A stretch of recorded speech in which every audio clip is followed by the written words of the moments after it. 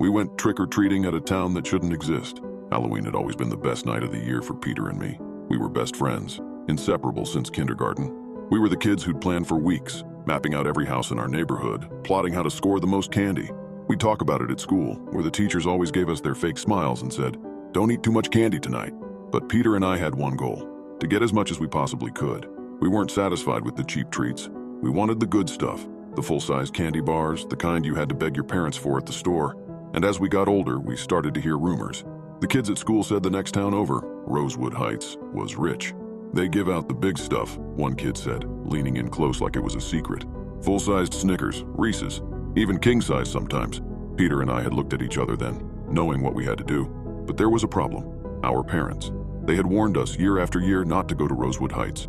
"It's dangerous," my mom had said. "Stick to our neighborhood." She never explained why, just shook her head and said, "It's not safe." We didn't believe her. Peter didn't, at least. "They just don't want us to get better candy than the other kids," he'd scoff. I agreed, kind of. I mean, how dangerous could it be? It was just another neighborhood after all. The only thing different about it was that they had more money. That's all. So that year, we decided we'd go to Rosewood Heights.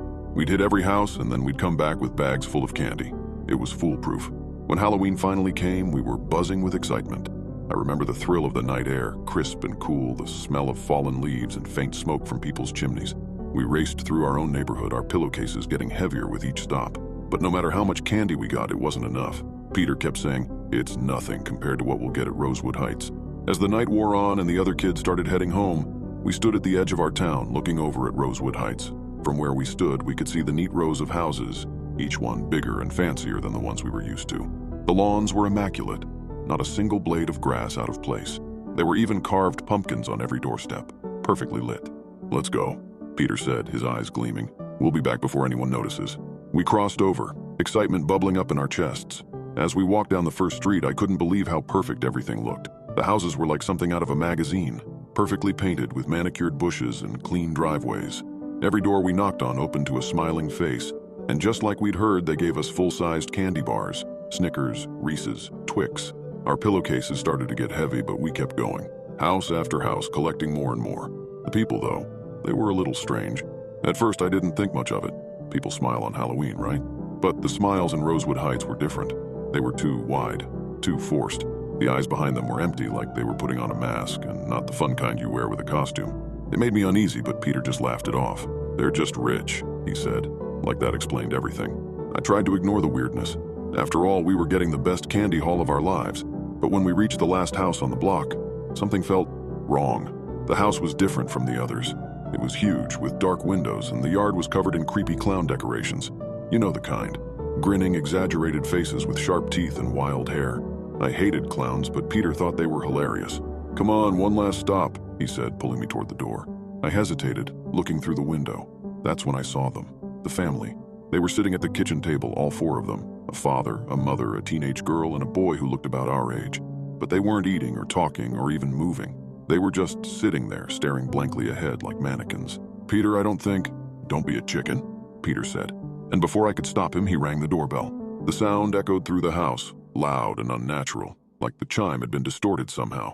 The family at the table didn't move at first, but then, one by one, they turned their heads, their eyes locking on us through the window. I froze. There was something wrong with their faces. Pale, too pale, with dark circles under their eyes. They looked sick, but their expressions didn't change. Before I could react, they shot out of their chairs. I mean, they didn't get up. They moved like they were being pulled by invisible strings, like puppets. All of them at once, rushing for the door. "Run!" I screamed, but Peter didn't move. The door flew open and they grabbed him, pulling him inside with unnatural strength. Peter barely had time to scream before the door slammed shut. I could hear him shouting, but it was muffled, like the house itself was swallowing his voice. I didn't think. I dropped my pillowcase full of candy and ran, my heart pounding in my ears. I could hear footsteps behind me, fast, closing in. Every house on the block suddenly lit up one by one like a chain reaction. And then the doors started to open and the people, the same people who had given us candy just minutes before, were stepping out. Only now they weren't smiling. Their faces were twisted, like the clowns in the yard, with sharp grins and eyes that gleamed in the dark. They were coming for me.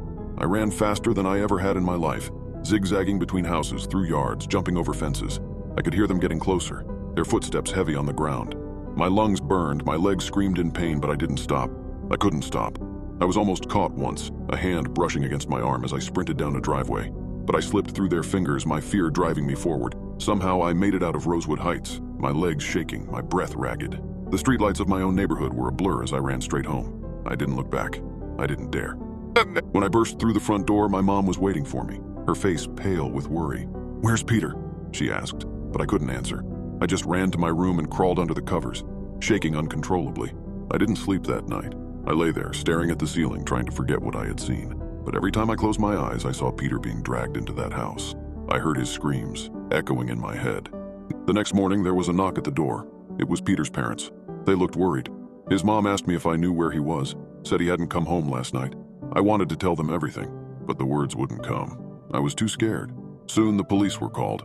They searched the neighborhood, questioned me and my family. I told them about Rosewood Heights, about the people, the house, the clowns, but no one believed me. They thought I was making it all up, that I was just a scared kid telling ghost stories. The search for Peter went on for weeks, but eventually the case went cold. That was 28 years ago. Peter's face was on the news for a while, plastered on missing posters all over town. But as time passed, people stopped looking, stopped caring. And Rosewood Heights? I could never find it again. It was like it had disappeared, vanished without a trace. Every time I tried to go back, the streets were different. The houses were gone. It was like the town had never existed at all. Now I'm the only one who remembers. Halloween is coming again, and for the first time in 28 years, I know what I have to do. I'm going back to Rosewood Heights. I don't care if it's a ghost town or a nightmare I can't escape. I'm going back to find Peter and wish me luck.